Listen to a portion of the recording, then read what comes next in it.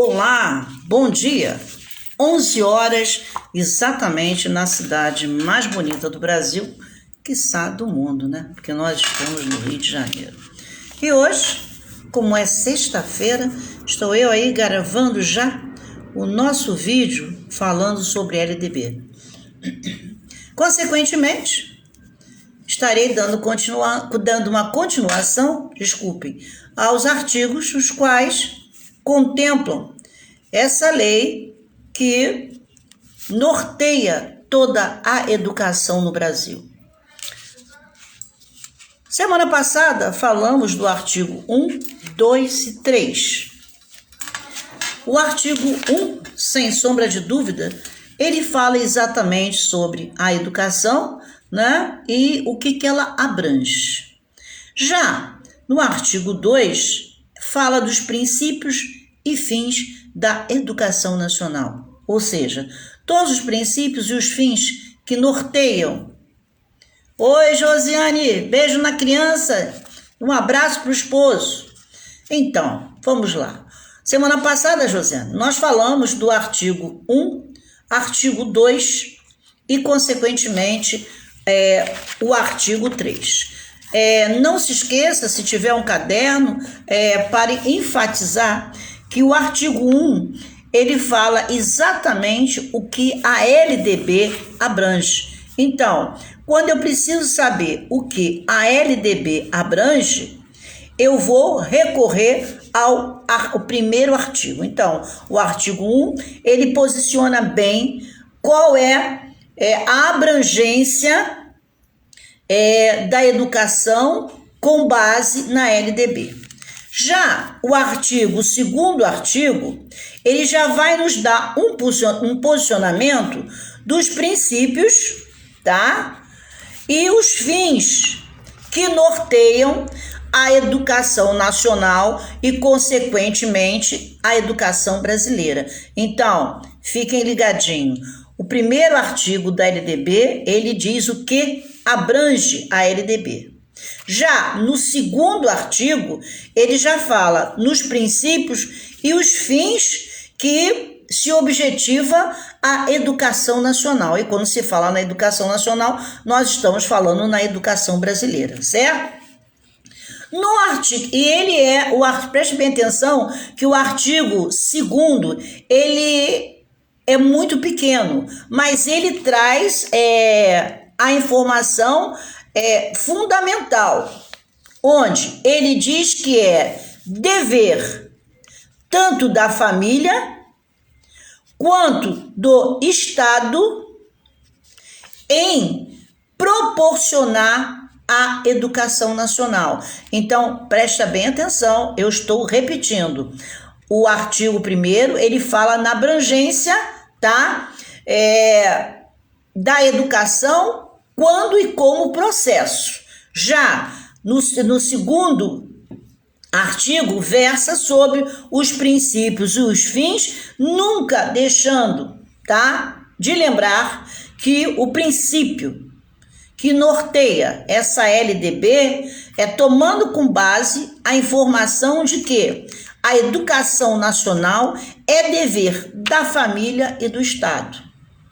Então, para todo sempre, a gente não pode jamais esquecer que o segundo artigo da LDB, ele se posiciona dizendo que, dentro dos princípios, é dever tanto da família quanto do Estado. Então, tem uma questão, falou em família e Estado na qualidade de dever, eu imediatamente remeto-me o quê? Aos princípios que estão como elemento norteador da nossa LDB numa proposta da educação nacional. Bom, já no artigo 3º, isso eu estou apenas reformulando aquilo que eu havia falado na aula de sexta-feira passada. Já no artigo 3º, tá? Ele menciona qual a base, prestem bem atenção, qual a base desses princípios. Quando diz qual a base, no artigo 3º da LDB, ele fala quais as bases que norteiam essa educação, que geram determinados princípios. E eu os elenquei todos a vocês, e vocês têm que ter o foco, porque se chegar uma questão falando sobre a condição que esse ensino é ministrado, falou em ensino ser ministrado, eu já tenho a certeza, eu já tenho uma ideia de que eu tenho alguns princípios. Porque para que eu possa ministrar, olha que eu estou enfatizando bem, para que eu possa ministrar o processo educacional, eu tenho que ter base em alguns princípios. E quais foram eles que eu citei para vocês? A igualdade, a liberdade, o pluralismo, o respeito a essa liberdade, a coexistência de instituições não só pública como privada, a gratuidade do ensino público, a valorização principalmente do indivíduo, do profissional da educação escolar. E observem o seguinte, quando ele fala valorização do profissional da educação escolar, isso é amplo, isso é irrestrito, porque basta estarmos dentro de uma unidade escolar, independente de qualquer coisa, nós precisamos entender que ali é necessário valorizar cada um daqueles profissionais. E esse não deixa de ser um princípio que norteia a base do ensino, tá? Uma gestão democrática, a garantia de um padrão de qualidade, porque não adianta simplesmente termos escolas caríssimas, como muitas das vezes nós estamos diante de escolas muito caras no Rio de Janeiro, mas a pergunta que não quer calar é o que todo aquele aparato visual corresponde àquilo que está inserido a nível de conhecimento. Observem vocês que isso aí tem um contraponto hoje por conta da pandemia. No momento em que nós, Maria do Céu, espero que você esteja bem, e o noivo também, Maria do Céu. Observem vocês, com a LDB hoje, e nós não tivemos um pensamento com relação a tipo assim, quando o legislador, 1996, Darcy Ribeiro e tantos outros estudiosos da educação, em momento algum pensaram em alguma posição, tá, legal com relação a uma pandemia. Então, todo o norte da nossa LDB, que é a 9394/96, todo o norte da LDB, ela não discute o tema ensino híbrido. E o legislador pode, inclusive, criar algumas mudanças, e em cima dessas mudanças, num concurso, pode vir um questionamento sobre a LDB e o ensino híbrido. Bom, Célia, e a LDB e o ensino híbrido? Como é que vai ficar isso, Célia? Muito simples. O discurso de vocês, se for necessário fazer uma dissertativa, o discurso de vocês é o seguinte, que a LDB, embora não contemple, preste bem atenção no que eu estou falando, a LDB, embora não contemple pandemia, né, não contemple ensino híbrido, mas ela norteia o ensino com qualidade. E através dessas qualidades, desses princípios que ela coloca, dá ao professorado, dá ao corpo docente condições de ampliar a estrutura educacional com base no conhecimento. Olha, Angel chegando aí, minha enfermeira, grande prazer ter você dando uma espiadela aqui com as minhas magistéricas. Então, Observem vocês, a LDB não tem nenhum item que fale sobre o ensino híbrido, mas, de forma muito inteligente, o aluno, o concursando, na hora ele pode dizer, embora não tenha artigos específicos, prestem bem atenção que eu estou falando, embora não tenha artigos específicos para o ensino híbrido, tem sim subsídios para que o corpo docente de uma instituição de ensino possa criar estratégias valorizando, assim, o conhecimento. Catiane França, grande beijo. Então, pode nortear esse conhecimento a ponto de qualquer docente estar em condições de ensinar, lecionar o ensino híbrido. Então, reforçando, se num concurso pedir uma redação, uma dissertação sobre a LDB e o ensino híbrido, líquido e certo, os artigos não contemplam o ensino híbrido. Porém, através dos seus artigos, dá condições e embasamento a qualquer docente para adequar conhecimentos a fim de proporcionar um ensino de qualidade. E assim, vocês matam qualquer discurso. E aí vocês vão me perguntar, mas Célia, me diz uma coisa, por que você está dizendo que a LDB, embora não fale em ensino híbrido, mas ela nos dá um embasamento muito simples? Quando eu estou no artigo 3º, ele fala, olha só, valorização da experiência extra-escola. E o computador, o celular, nada mais é do que uma experiência que ele tem do lado de fora, ou não é? Claro que é. Se eu for profundamente fazendo assim um contraponto, eu vejo que nesse artigo 3º tem algo que me alicerça, que nada mais nada menos é o quê? A liberdade de aprender. E essa, Dom Chico, chegando aí, o comunicador da DC Miriti, o comunicador que o Príncipe Charles elegeu como o melhor comunicador do Rio de Janeiro. Parabéns, Dom Chico, um abraço. Hoje a minha conversa é com as magistéricas, sabe? Então a gente está aqui repassando as leis que norteiam a educação do nosso Brasil. Bom, então vou voltar aqui para vocês dizendo o seguinte, ainda no artigo 3º, ele fala em pluralismo de ideia. Ora, eu posso, quando esse pluralismo de ideia, eu posso sair brincando com todas as ideias e colocando na telinha, né? Então, se vocês analisarem e garantia de um padrão de qualidade, eu, quando educador, o que eu posso fazer?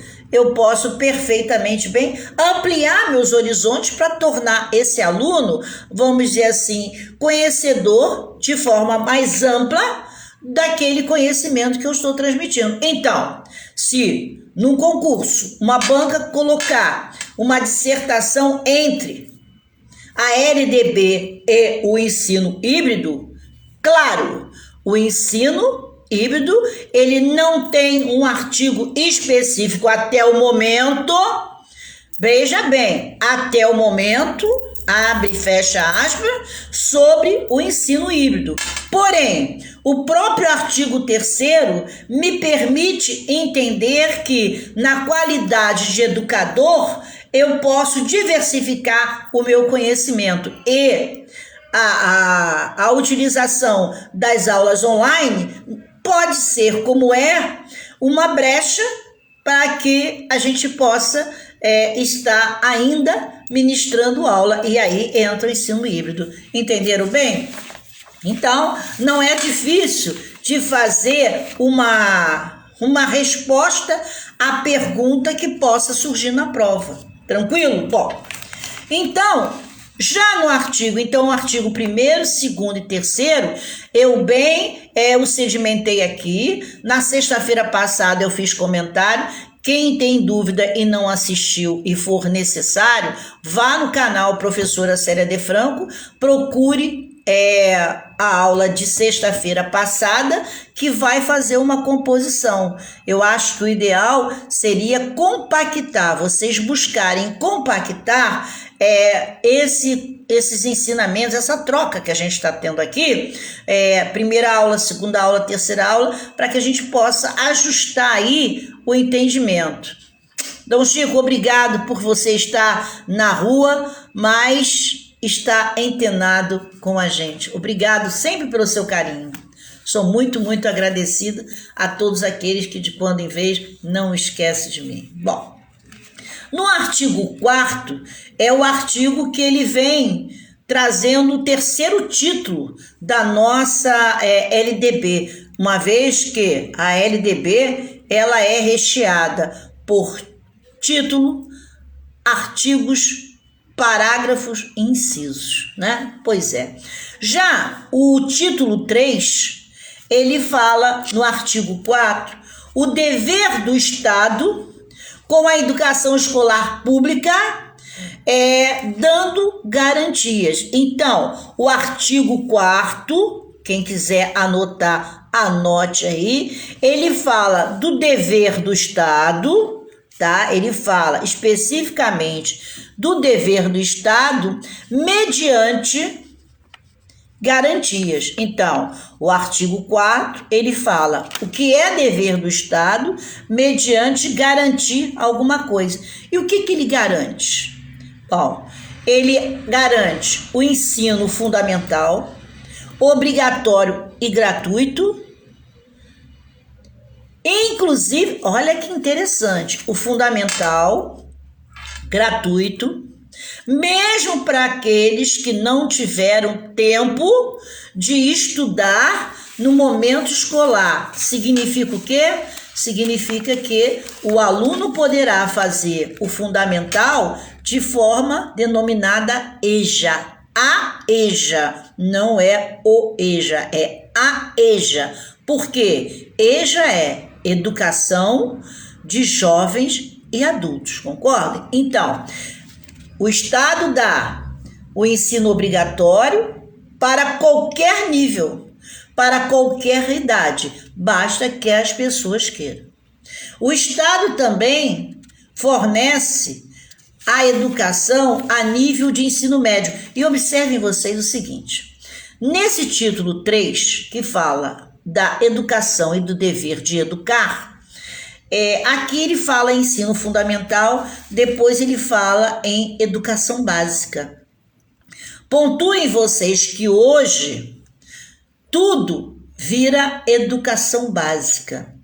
Antes, o legislador pontuou com ensino fundamental 1 e 2 e depois o ensino médio, que daria-nos um suporte da denominada educação básica.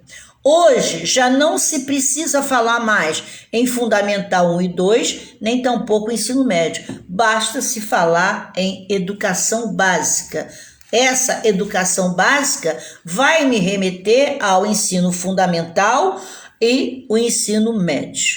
Bom, consequentemente, não se esqueçam que tanto o ensino antigo fundamental e o médio, ele é oferecido em séries regular, como ele é oferecido na modalidade EJA. Estamos entendidos? Prestem bem atenção.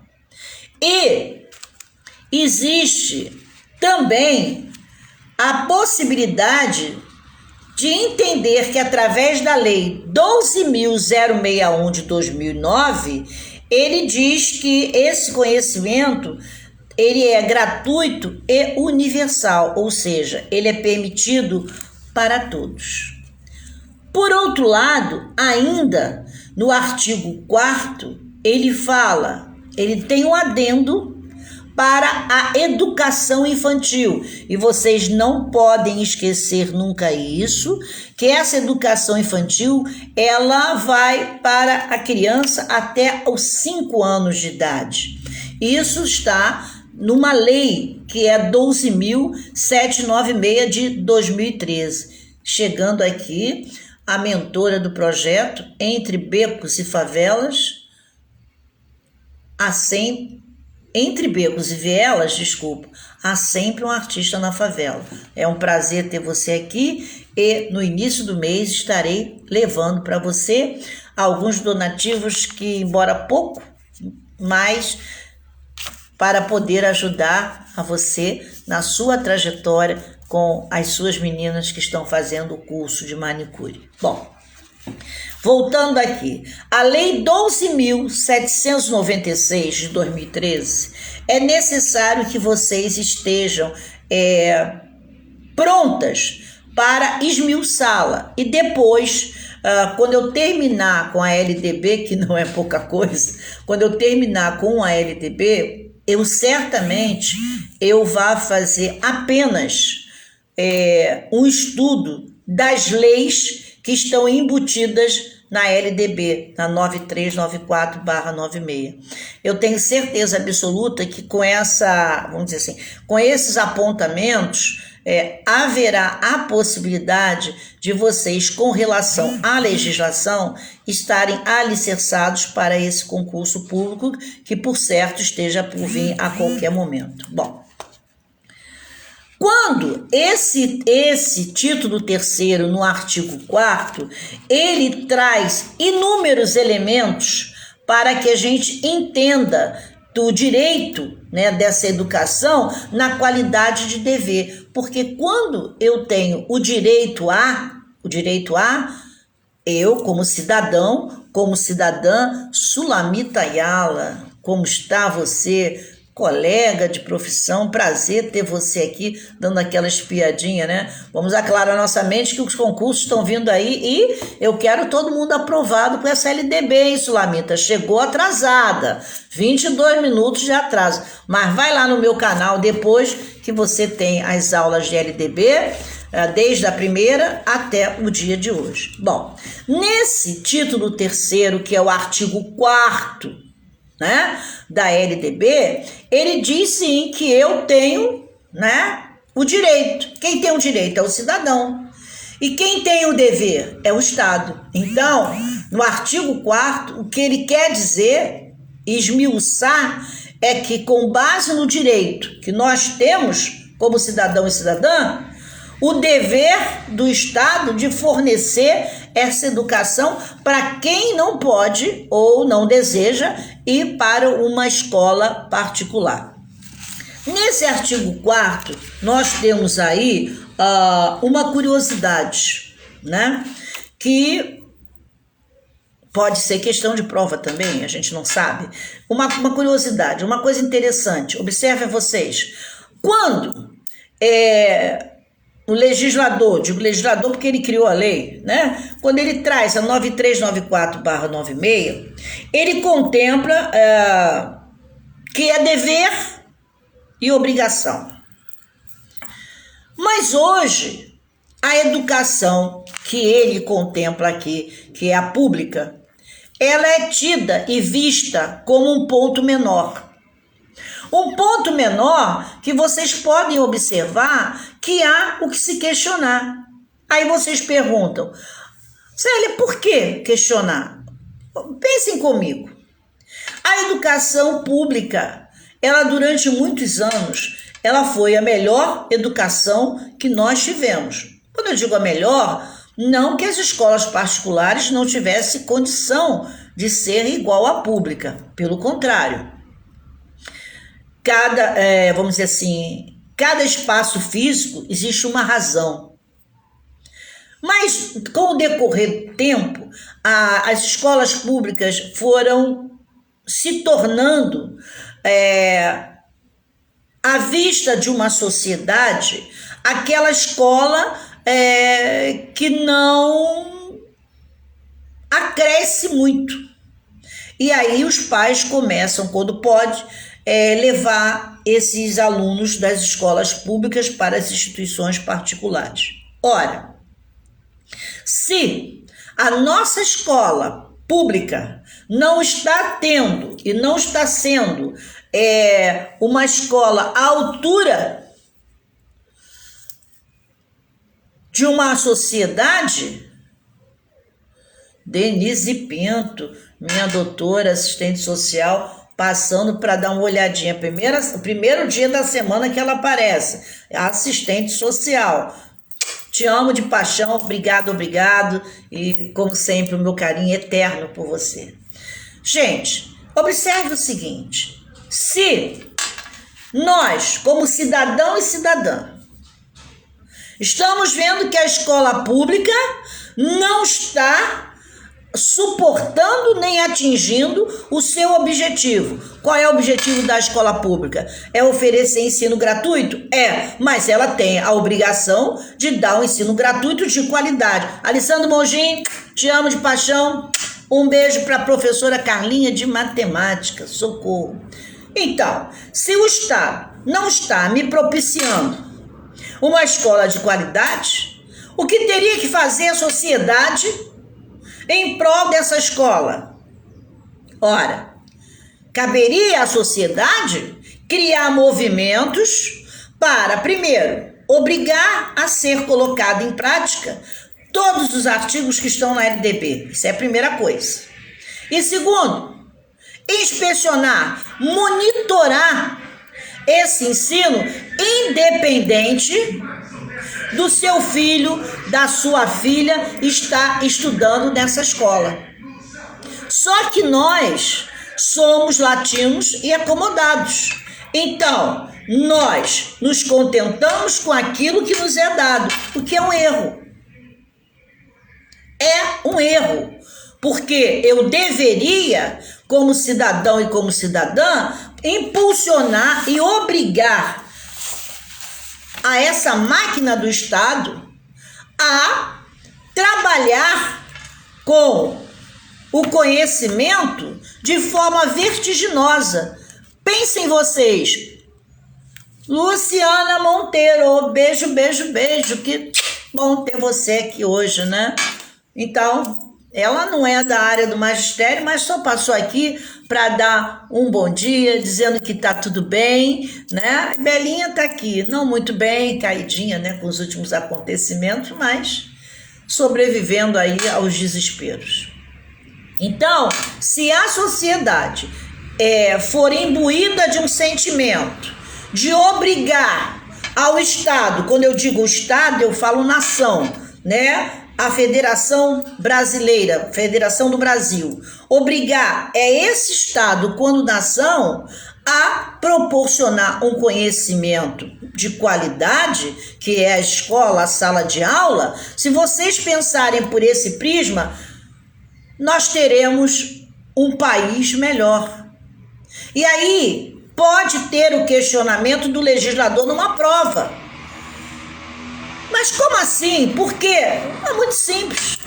Porque se eu tiver pessoas mais esclarecidas e, consequentemente, informadas, a tendência é o país ascender em todos os segmentos. Agora, se eu tiver uma escola pública sem a devida qualidade, vai fazer o quê? Vai fazer com que cada vez mais a elite, e as pessoas também não pensam isso, a elite sendo elemento dominador e uma minoria. Aí vamos cair naquele discurso, uma andorinha só não faz verão, entenderam? Então, quando na LDB o artigo 4º fala exatamente no dever do Estado com uma educação pública com garantias, né, que é o que versa o artigo 4º, essas garantias que ele diz é o que ele dá. Ele dá uma garantia do ensino fundamental básico. Mas a qualidade? Essa qualidade, ela se torna dúbia e um detalhe, um monte de gente vai e diz: Eu vou botar meu filho na escola particular porque a escola pública ela não contempla um bom conhecimento, um bom ensino. E aí você chega numa escola particular, uma professora ministrando aula de manhã, e quando dá meio-dia ela vai embora correndo, né? Porque terminou o horário dela. Ela vai para onde? Eu dou aula na escola pública da não sei o que, da conta. Ora, se ela é uma excelente professora numa instituição particular, obrigatoriamente ela tem que ser uma excelente professora na escola pública. Aí vem o quê? Aí vem a cobrança da sociedade que se acomoda em não fazê-lo. Isso pode ser uma questão de prova dissertativa, como foi há 6 anos atrás no concurso público de professores de Mesquita. Graças a Deus a gente teve êxito porque a professora Célia foi iluminada nesse discurso. Deu certo, tudo bem, perfeito. Eu já venho há uns 4 anos aí com esses concursos públicos, tendo aí uns insights que dá certo, porque é o óbvio. Então, prestem bastante atenção. Pode acontecer de uma prova para o magistério. Mônica, Patrícia, tudo bem? Ó, Luciana, parece que a Lu e a Mônica elas têm um encontro marcado. Elas chegam juntas na sala de aula. Não sei qual é o mistério. Não sei se elas entram por telepatia, mas a Lu entra, Mônica entra, porque elas trabalham home office. Aí, bom dia, Luciana, elas já são amigas íntimas, né? Então, pode ser que o legislador faça uma pontuação com relação à escola pública e a sua qualidade. O discurso é esse. Se não há uma escola pública que seja tão eficiente, tão eficaz quanto a particular, é porque a sociedade não cobra esse ensinamento, né? Esse ensinamento, se ele não for cobrado, vai existir acomodação. Por que muitos alunos, por que muitos pais colocam numa escola federal, que é pública? Quando eu digo pública, é porque ela quem é mantenedora dela é o município, o estado, a União, então ela é pública. Pública que eu digo ampla para qualquer pessoa. Por que muitas das vezes os pais querem que seus filhos partam para o ensino do Colégio Pedro II? Porque o padrão de excelência do Colégio Pedro II é líquido e certo. Então, é obrigatório um ensinamento duro. São matérias que aprofundam o conhecimento, que exige desse aluno um estudo sistemático, e é um ensino público. Quem está ali se considera a nata da nata na qualidade de professor e também de aluno, mas isso é o quê? Isso é uma prática oriunda, vamos dizer assim, de uma proposta de permanência da chamada qualidade. Então, num concurso público, fiquem de olho sempre no artigo 4º, porque sempre no artigo 4º, no concurso público, ele é fadado a estar presente, porque através dele é que nós sabemos do direito e da educação com a proposta do dever de educar. E aqui, quando fala em educar, é o educar do banco de escola, é o educar de uma instituição de ensino para com seu alunado. Aí a gente tem um discurso também muito interessante. As pessoas confundem muito o ensinar com educar. Eu, na qualidade educadora, entre aspas, né? Porque a pessoa acaba sendo rotulado. Quando você fala educar, não. Eu vou sempre fazer a seguinte pontuação: a escola está para ensinar. Quem educa é pai e mãe responsável. Eu não tenho tempo de ir para uma sala de aula. Essa educação nossa é uma educação de princípios, tá? Extra-residência, ou seja, as boas maneiras, né? é uma forma da pessoa saber conviver num grupo, é a pessoa saber entender que dentro desse grupo ele é partícula dele, portanto, ele não pode ser um mais, e sim ele tem que ser um elemento desse conjunto. Então, são essas diferenças aí que acabam por nortear o educador e aí embutir a ele a condição de ter que ser o responsável pela educação do filho dos outros, o que na realidade não é. Acaba de chegar uma grande professora, Ana Paula Soares, grande prazer, saudade de você aí e muito feliz por você estar aqui dando aquela espiadinha, né? Bom, a Mônica está dizendo que ela concorda em gênero, número e grau. Quem educa, ou pelo menos deveria, olha só um adendo que ela colocou. Quem educa, ou pelo menos deveria, é mãe, pai ou quem está criando a criança. Exatamente. Agora, a escola, ela será, e eu vou bater nessa tecla sempre, a escola é mantenedora da educação que essa criança traz de casa. Porque a gente não pode fazer milagre. Você não pode, em 4 horas diárias, educar alguém que fica 20 horas em casa. Você tem esse aluno 4 horas. E os responsáveis têm esse aluno 20 horas, porque um dia tem 24 horas. Portanto, você tem praticamente o quê? Se o dia tem 24 horas e você tem esse aluno com você 4 horas, você tem quase que 15% ou 16, não sei quanto por cento de tempo com essa criança ou com esse adolescente, o que significa que não é grande coisa num processo, vamos dizer, educacional.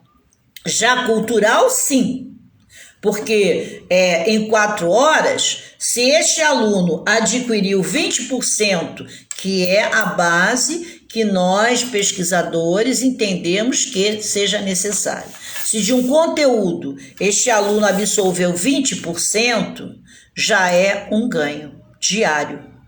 Bom, então, quando vocês quiserem e puderem, por favor, atentem para o artigo 4º e não se esqueçam, o artigo 4º, ele tem pelo menos aqui umas 6 leis que dão embasamento para entendermos o que cada parágrafo do artigo 4º está inserida a educação. Portanto, observem, quem for fazer, prestem bem atenção, quem for fazer o concurso para o magistério, para secretário escolar, preste bastante atenção. O artigo 4º, ele tem verdadeiramente dados e elementos que vão nortear a LDB a 9394/96.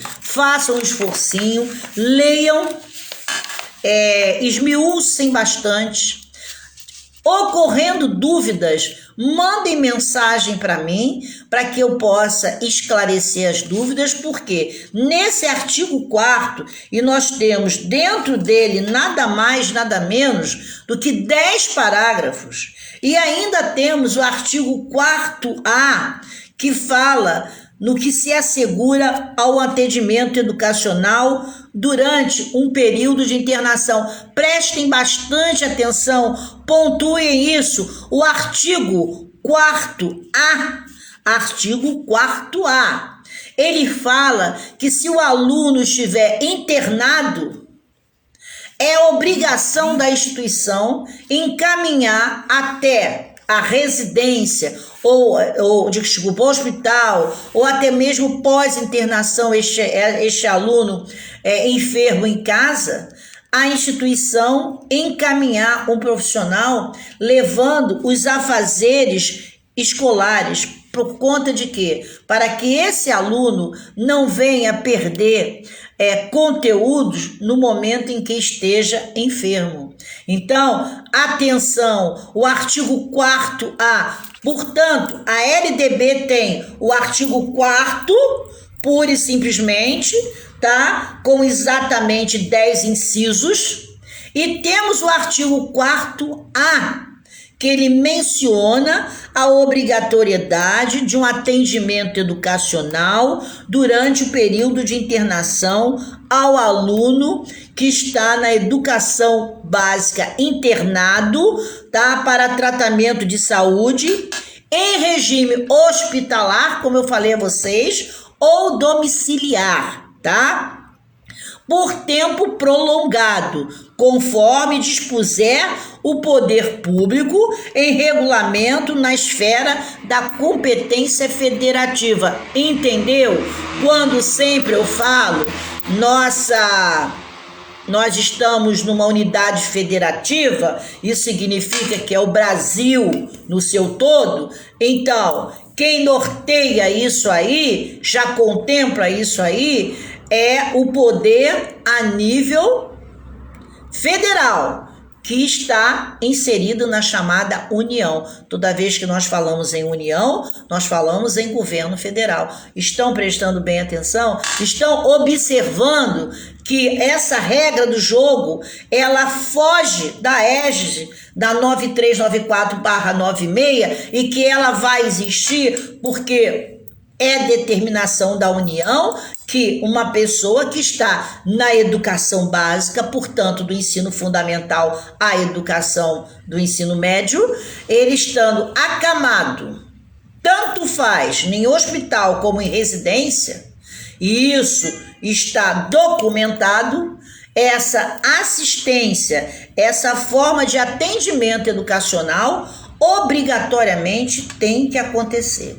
Então, não esqueçam que o artigo 4º, ele aparece com duas formatação. Artigo 4º até o inciso 10, ponto. Artigo 4º até o inciso 10, ponto. E o artigo 4º-A, ele menciona especificamente um atendimento educacional para aquele aluno que está com enfermidade, tanto podendo esse aluno estar em um hospital quanto na sua residência, no chamado domicílio do aluno. Bom, o artigo 5º, ele fala no acesso ao ensino fundamental, que é um direito subjetivo, podendo qualquer cidadão, tanto fazendo parte de um grupo, ou uma organização, ou uma entidade de classe, enfim, ela tem que estar constituída. Se ela está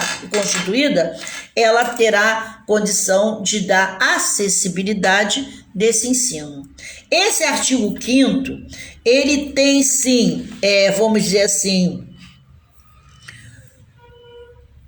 uma forma apenas de posicionar que o acesso à educação, tanto a nível fundamental e médio, quando, prestem atenção, o ensino fundamental, que seria o fundamental 1 e 2, e mais o ensino médio, que hoje todos eles chamam-se educação básica.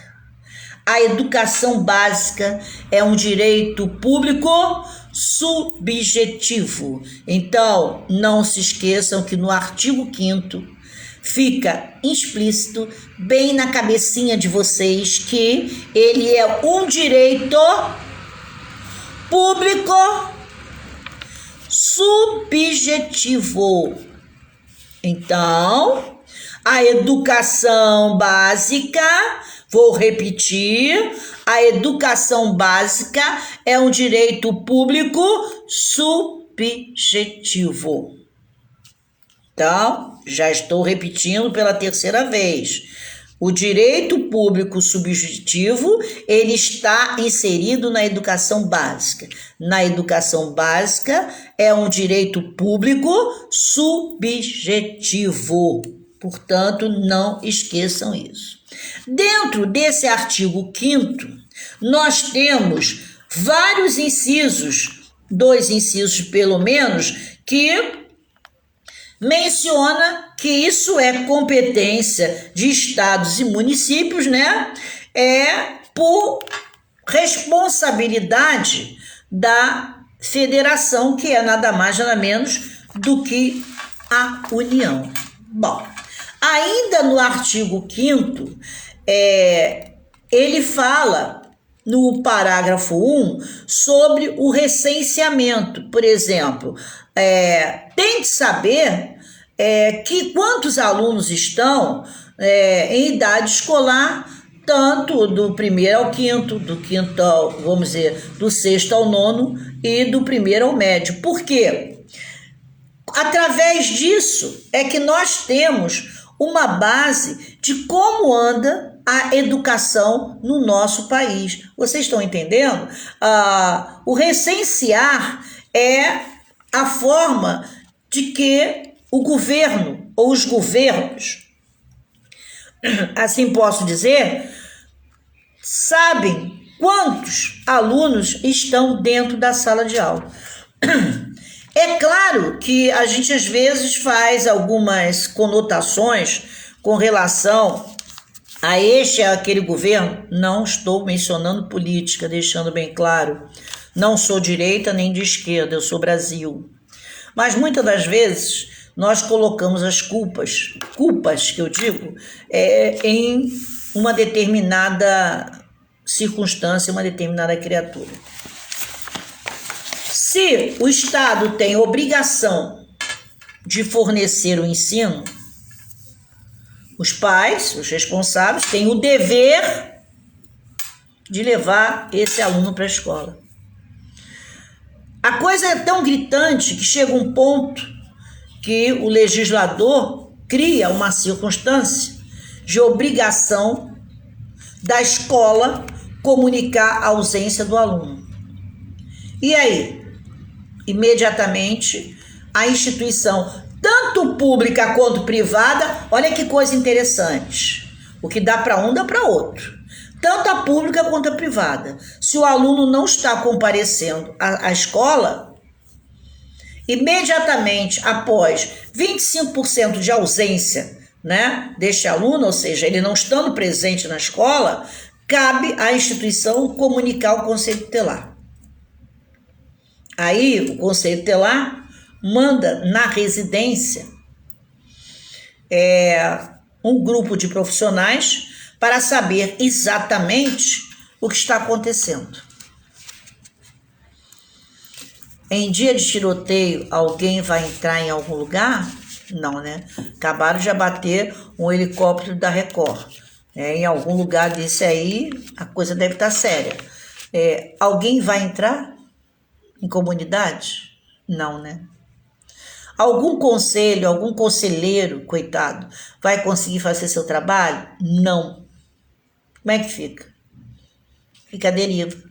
Quando se faz esse recenseamento, aí vem aquela propaganda que é um alarme absurdo. Foram matriculados em janeiro 20 mil alunos e chegamos em maio, só temos em sala de aula 7 mil alunos. Onde estão esses 13 mil? Esses 13 mil estão em comunidade em que o conselho não tem acesso por conta de ser impossibilitado de adentrar nesse espaço físico. O que vai se fazer? Não tem o que fazer. Parece que de vez em quando o legislador, quando ele rascunha e acaba sendo colocado em prática essa ou aquela lei, então a legalidade vai se fazer presente, não se percebe os riscos que vão acontecer ao longo desse tempo. Exemplo está aqui. Então, na nossa LDB, nesse artigo 5º, vocês vão encontrar alguns parágrafos e alguns incisos que vocês vão ficar preocupados. Preocupados por quê, Célia? Porque garantir a obrigatoriedade é uma coisa. Agora, garantir o cumprimento, olha só, garantir o cumprimento dessa obrigatoriedade é que é o problema. Se é a obrigação do Estado da escola, é. Agora, o dever do responsável de mandar essa criança para a escola é. E se ele não cumprir com isso? Eu chamo o conselho tutelar. Se o conselho tutelar não consegue chegar até esse aluno por conta da comunidade não ser fácil acesso, e o endereço também muitas das vezes é entre becos e vielas. E esse becos e vielas não é fácil acesso. Explica isso, não tem como explicar. Então, sempre ao fazer esse recenseamento, vai sempre criar uma lacuna. E essa lacuna que é o elemento preocupante. Portanto, observem vocês que dentro da LDB, o artigo 5º, entre seus parágrafos e seus incisos, ele traz um discurso, que esse discurso, preste atenção, o artigo 5º, ele traz um discurso de entendimento da permanência e a obrigatoriedade desse ensino.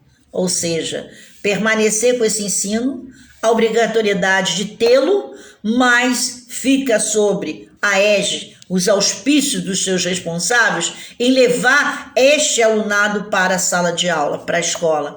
Então, é muito interessante quando nós pensamos nesse artigo 5º, em seus parágrafos, em seus ensinos. Cristina Vale, ela tem um nome importante, né? Minha parceira, minha amiga, prazer. Hoje eu estou dando aqui uma conversinha, né, com as minhas alunas do magistério, e falando sobre a lei que importa, né, a base cultural do nosso país. Bom, então, não esqueçam vocês que o artigo 5º, ele me dá um entendimento da necessidade, através de várias leis, de manter esse aluno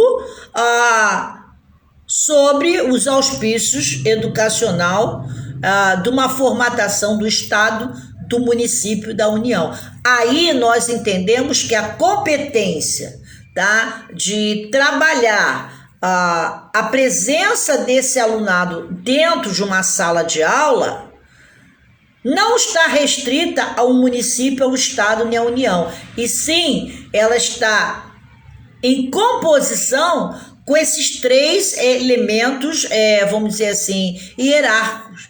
A União, o Estado e o município são partícipes no momento em que se tem uma propositura de manter e ter dentro de sala de aula esse alunado. Portanto, o artigo 5º, ele traz, um abraço para você, Cristina, esse artigo 5º, ele nos traz e nos permite entender que é função do Estado, do município, da União, a manter esse aluno quando, no momento da educação básica, em sala de aula. Bom, o artigo 6º, ele fala o seguinte: é dever dos pais ou responsáveis efetuar a matrícula de menores a partir dos 7 anos de idade no ensino fundamental. Ou seja, se a educação infantil vai até o 5º ano,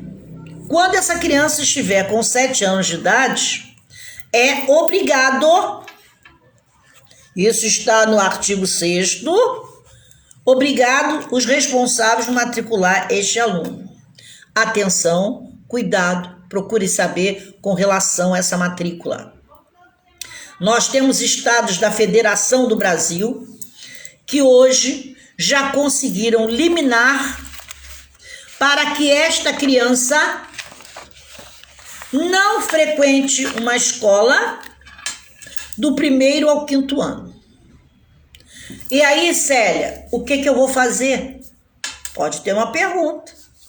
Em âmbito nacional, cumpre-se, olha só a pergunta, em âmbito nacional, cumpre-se o que apregoa a Lei 93/94/96 com relação à obrigatoriedade deste aluno em sala de aula após 7 anos de idade? Com base na 93/94/96, sim. Porém, alguns estados da federação, através de um acordo, através de uma sentença, através de um parecer, lhe é permitido que seus filhos possam estudar dentro de suas residências, porque os pais se julgam competentes para esse mérito. O mérito qual é? É ensinar ainda dentro de casa. Quando se fala nisso, voltamos a 1400, onde a maioria dos endinheirados mantinham seus filhos dentro de suas residências, estudando com os melhores professores, sem estarem incomodados numa sala de aula, tendo que estar uniformizado, cumprindo as determinações da instituição e tendo um ensinamento coletivo. Porque o One Way, né, somente um, eu e mais o meu aluno, eu e mais meu professor, as atenções são voltadas para a Célia, que está adquirindo conhecimento com o professor ali. As atenções são voltadas todas para a Célia e o professor não se divide com ninguém. E agora aparece o ensino híbrido, que quer queira, quer não queira, eu estou contracenando com o meu aluno que está do outro lado. Acabou. Então, acaba sendo esse ensino híbrido. E ontem, através de uma pesquisa que eu estou fazendo e ouvindo algumas pessoas importantíssimas na área, porque a professora Célia apenas é uma reprodutora daquilo que ouve e que escreveram, né? Que, pasmem, alguns alunos estão tendo melhores resultados com o ensino híbrido do que tinham em sala de aula. É óbvio, é claro. E cuidado, isso pode ser matéria de concurso público. Vocês terão que rascunhar sobre isso. Por que dizem que o aluno está tendo melhor resultado quando ele está estudando através do ensino híbrido? Muito simples. Ele, com o ensino híbrido, ele não está importunando o coleguinha não está batendo nele, não está esbarrando nele, não está puxando o caderno dele, não quer a carteira, chutando ele às vezes debaixo da mesa que a professora não vê, ou quando não, empurra mais forte, ele cai da cadeira, levanta a cadeira, vai para o outro lado. Isso tudo acontece em sala de aula. E ele sozinho, ele não vai ser maluco de ficar caindo da cadeira sozinho. Ele não vai ter ninguém para empurrar porque não chega ninguém do além. Então, ele está ali, o foco tem que ser ali, né? E assim mesmo tem aluno que já maqueia. Ele deixa ligado conforme está aqui e dorme. Aí a professora diz, já fez o dever, fulano? Ele, sim, professora, estou fazendo, mostra o caderno, está aqui, estou fazendo.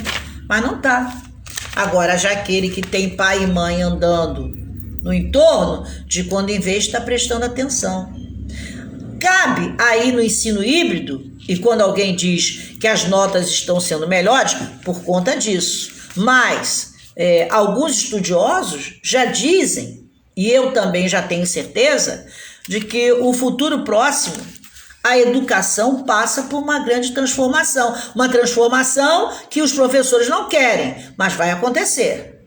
A sala de aula se tornará cada vez mais um menor ponto de encontro desta sociedade. E o aluno, quando menor que eu digo, com uma idade dos 5, 6, 7, 9 até 11 anos, esse aluno vai perder uma coisa essencial, que é o quê? A socialização, é o entender por que sim, por que não. É perceber que ele tem que esperar a vez dele. é entender que o coletivo faz sentido. Estão observando? Então, tudo isso que a gente está mencionando aqui pode ser questão dissertativa. E numa questão dissertativa, os elementos eu estou dando para vocês aí. E aí vocês viajem da forma que quiser. Repito, concurso do ano retrasado, eu consegui mencionar o artigo 26 da LDB. Uma semana antes da prova. E o artigo que caiu foi o 26.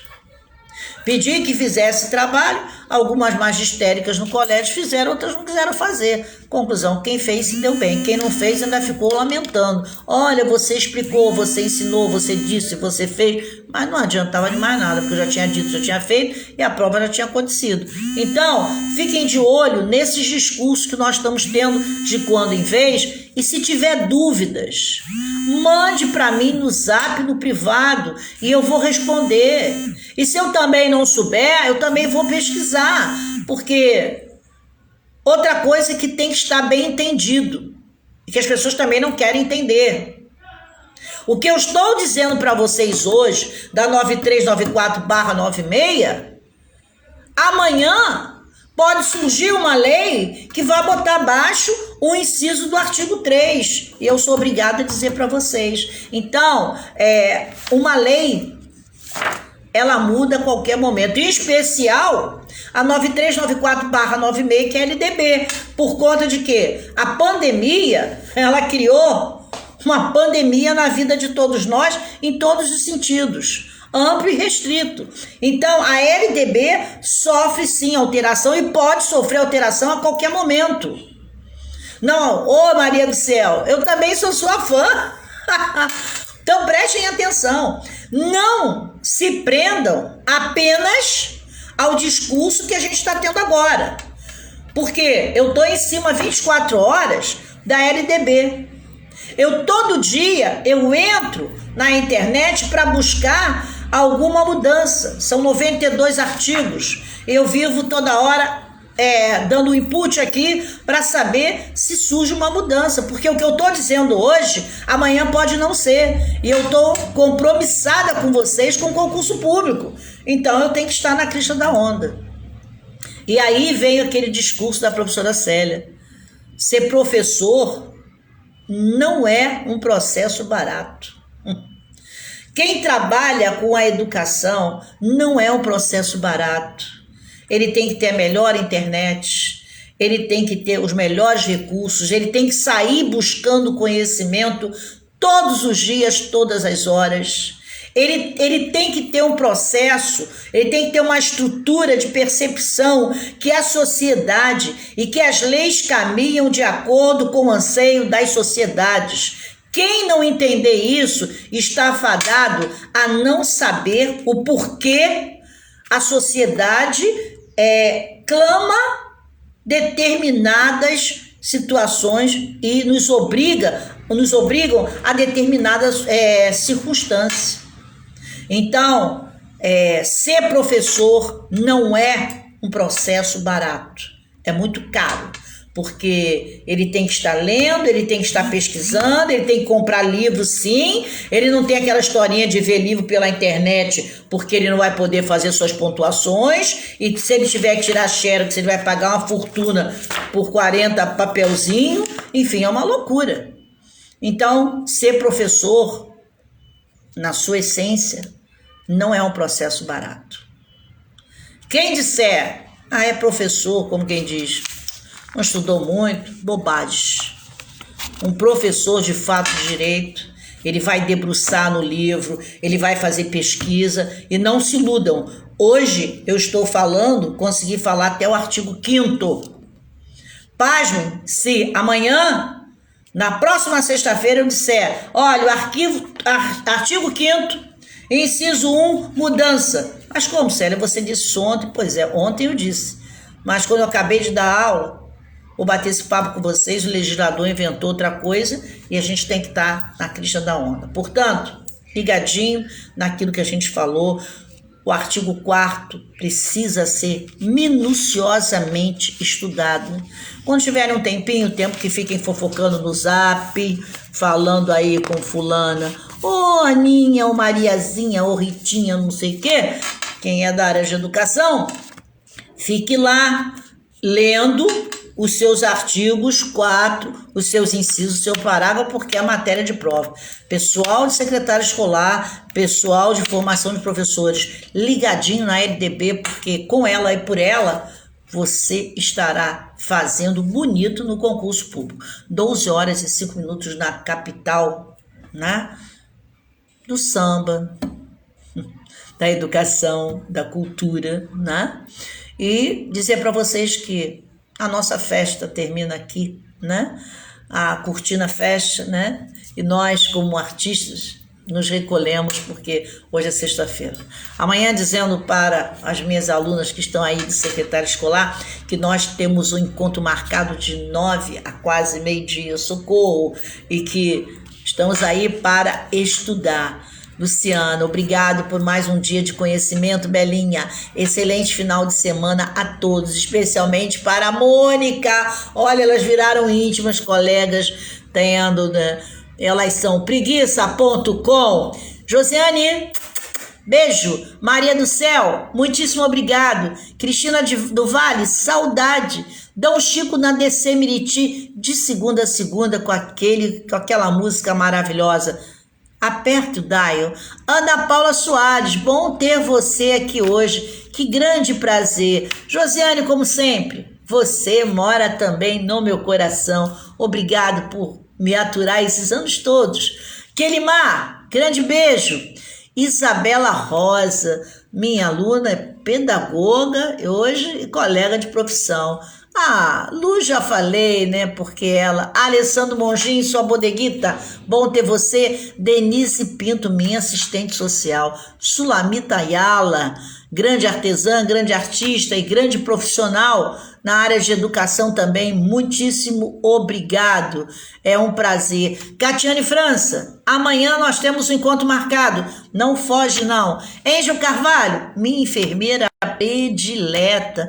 Maria do Céu, mais uma vez, obrigadíssimo. Josiane, muito obrigado. As minhas maristéricas, um prazer ter vocês aqui. E semana que vem, segunda, terça, quarta, quinta e sexta, estou eu aqui de 11 ao meio-dia, no Falei e Ponto. Segunda-feira eu vou estar falando da Quinta República e você que é professora, dê as suas piadinhas. Não abra mão de segunda e sexta porque o tema é para você, né? Terça-feira, sem sombra de dúvida, a gente fala das cidades do Brasil através dos seus estados, né? Quarta-feira, os bairros do Rio de Janeiro, porque é muito bom a gente saber a história dos nossos bairros. Quinta-feira, o assunto é carnaval. E sexta-feira, LDB. Portanto, de segunda a sexta, tem história para todos nós. O importante é que a gente fique ligadinho. Beijo no coração de vocês todos e dizer mais uma vez, muito obrigado e que Deus proteja a nossa família. Água, sabão e gel e a máscara, já que não somos o Zorro, mas no momento tem que se fazer zorra, né? Então, vamos colocar nossa máscara porque esse vírus, meu Deus do céu, tem que se afastar de nós, da nossa família e do mundo, porque a gente precisa respirar. Daqui a pouco estamos fazendo 2 anos dessa pandemia e Deus sabe quando e onde isso vai parar. Obrigada a Deus, obrigada meus orixás, obrigada a você que me assistiu de segunda a sexta. E amanhã, hein? Pessoal de secretário escolar, o nosso encontro está marcado de 9 da manhã até o meio-dia. Aquele bate-papo, aquela conversa. Espero vocês, hein? Beijo no coração e divirtam-se, porque o final de semana está aí e fique em casa, porque a nossa diversão é com a família reunida. Não sai, hein? Aguardo vocês. Beijo, Moniquinha, beijo na minha irmã. Lu, muito obrigado. Josiana, muito obrigado. Maria do Céu, muito obrigado. Kelimar, muito obrigado. Alessandro, Denise, enfim, a todos vocês. Cris, muitíssimo obrigado. Dom Chico, obrigado. E até segunda-feira, se Deus quiser. Falei ponto, porque foi muito bom ter você aqui. Fiquem com Deus e descansem, porque o final de semana é para descansar. Fique em casa. Até a segunda!